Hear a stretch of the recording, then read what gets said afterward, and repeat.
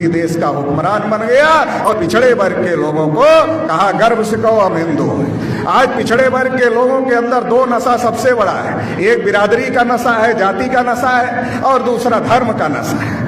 जाति का नशा कैसे है? एक बिरादरी का नेता अपनी बिरादरी में आता और क्या कहता है, सारी बिरादरी आगे चली गई, बस अपनी बिरादरी पीछे रह गई है, इकट्ठा हो जाओ। उसके पीछे कुछ बिरादरी के लोग इकट्ठा हो जाते हैं, फिर वो बिरादरी का नेता कांग्रेस के पास जाता है, बोलता कितना दे रहे हो, हमारे पीछे इतने हमारे बिरादरी के लोग हैं, कितना दे रहे हो। अगर कांग्रेस कम देती है तो दौड़ा दौड़ा बीजेपी के पास जाता है, बोलता कितना दे रहे हो, हमारे पीछे तो इतनी हमारी बिरादरी के लोग हैं। आप उसे बिरादरी का नेता बनाते हो, वो आपको इकट्ठा करके बेचने का काम करता है। तो ये जो जाति जागृति है, ये सत्यानाश का कारण है।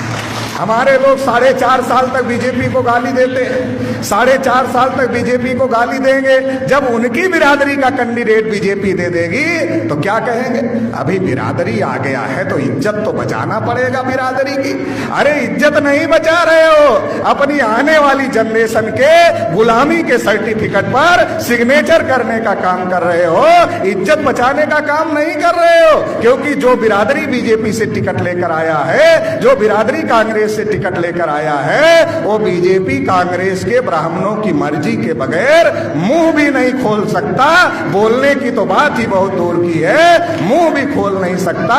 कांग्रेस बीजेपी उसी को टिकट देती है जो उसका पहले नंबर का गुलाम होता है। इसलिए मैं ओबीसी के लोगों को कहना चाहता हूं, हक अधिकार चाहिए ओबीसी के नाम पर, और नेता चाहिए बिरादरी के नाम पर। हक अधिकार चाहिए ओबीसी के नाम पर और नेता चाहिए बिरादरी के नाम पर। तो इससे तो सत्यानाश ही होगा, इससे कल्याण नहीं हो सकता।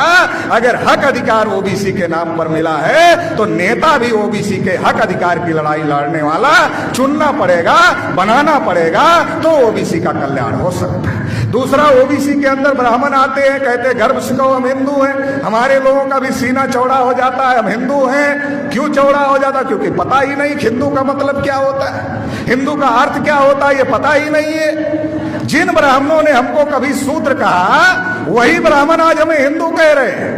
शूद्र का मतलब होता है गुलाम, और ये जो हिंदू है, हिंदू हिंदी भाषा का शब्द नहीं, हिंदू संस्कृत भाषा का शब्द नहीं है, रामायण महाभारत गीता में हिंदू नहीं है, वेद पुराण में हिंदू नहीं है, श्रुति स्मृति में कहीं हिंदू नहीं लिखा है। ये हिंदू पर्शियन भाषा का शब्द है, जिसका अर्थ होता है हारा हुआ, नीच, कायर, काला, चोर, गुलाम, ये इसका अर्थ होता है। मतलब जब वो हमें शूद्र कह रहे थे, जब वो हमें शूद्र कह रहे थे तो गुलाम कह रहे थे, जब वो हमें हिंदू कह रहे हैं तो गुलाम कह रहे हैं। शब्द में कोई शब्द में अंतर हो गया, अर्थ में कोई अंतर नहीं हुआ। ये शब्द में अंतर क्यों किया? क्योंकि ब्राह्मण को पता है आज लोकतंत्र है, ओबीसी का वोट लेना है। अगर किसी ओबीसी के आदमी को शूद्र कहेंगे तो लाठी निकालेगा, हड्डी पसली तोड़ेगा, ब्राह्मण के हाथ में दे देगा। वोट देना तो दूर की बात है, साला हड्डी पसली टूट जाएगी। इसलिए ब्राह्मण किसी ओबीसी को शूद्र नहीं कहता, हिंदू कहता है। मतलब हिंदू का मतलब भी वही होता है। और जब हिंदू कहता है गर्व से कहो हम हिंदू है, तो क्या कहता है? एक मुसलमान 14 बच्चे पैदा कर रहे हैं। वो दिन दूर नहीं जब देश पर मुसलमानों का कब्जा हो जाएगा, सारे हिंदू इकट्ठा हो जाओ। मुसलमानों का डर दिखाते मुसलमानों का डर दिखाते इस देश की विधायिका पर ब्राह्मणों ने कब्जा कर लिया, इस देश की कार्यपालिका पर ब्राह्मणों ने कब्जा कर लिया, इस देश की न्यायपालिका पर ब्राह्मणों ने कब्जा कर लिया, इस देश की मीडिया पर ब्राह्मणों ने कब्जा कर लिया। शेड्यूल कास्ट का कोटा पूरा नहीं हुआ, शेड्यूल ट्राइब का कोटा पूरा नहीं हुआ, ओबीसी को इस देश में कुछ नहीं मिला। मुसलमान जो गुलाम भारत में 33% थे, वो 2-2.5% पर आ गए। डर मुसलमानों का दिखाया, लड़ाया मुसलमानों से, और सत्यानाश SC ST OBC माइनॉरिटी सभी का हो गया, और ब्राह्मणों ने देश पर कब्जा कर लिया।